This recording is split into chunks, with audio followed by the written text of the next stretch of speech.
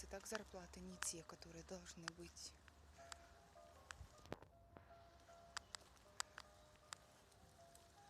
Смотрите, там аж плесенью